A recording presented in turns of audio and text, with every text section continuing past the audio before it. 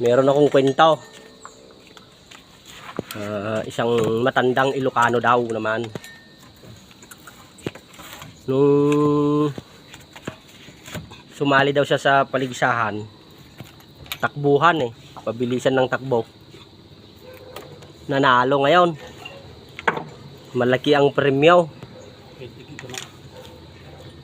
Sabi naman daw ng reporter sa kanya, in-interview, anhin mo yung pinanalunan mong pera. Sabi daw ng reporter.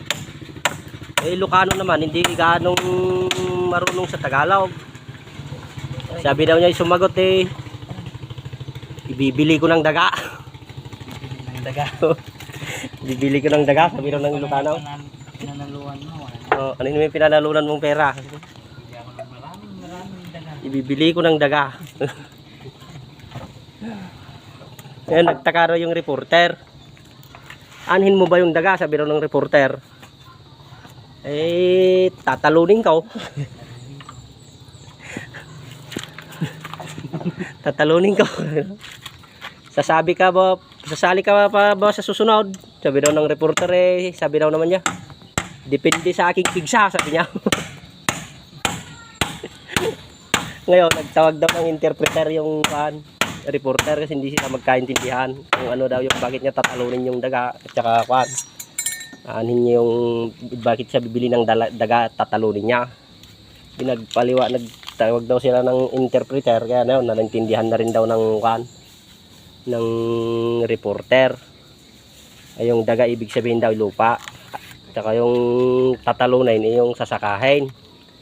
Naintindihan daw ng ibig sabihin, sabi daw ng reporter, magsasaka ka ba? Sabi daw ng reporter sa kanya, oo sir, kung minsan nakasapatos, nakachinilas, sabi niya. Kasi nakapaa-paa daw yung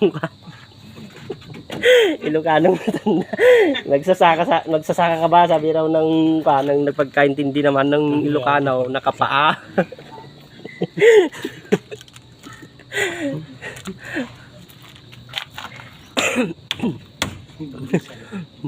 Yun ang kwento ng Ilocano, hindi marunong ganong magsalita ng Tagalog. Kaya yun. Tapos sabi daw ng reporter na naman,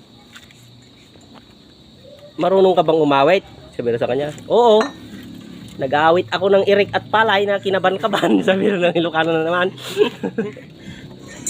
Yung pala yung Ilocano hindi ka makaintindi ng yung Tagalog. Yung umaawit naman pagkaintindi niya, nagbubuhat. Kaya yun ang sagot niya, nag-aawit ng mais at palay. Talagang marami ring Ilocano na hindi ka ganong makaintindi kasi ng Tagalog, hindi lang yung mga Ipugaw at mga Igorot, pati mga Ilocano rin.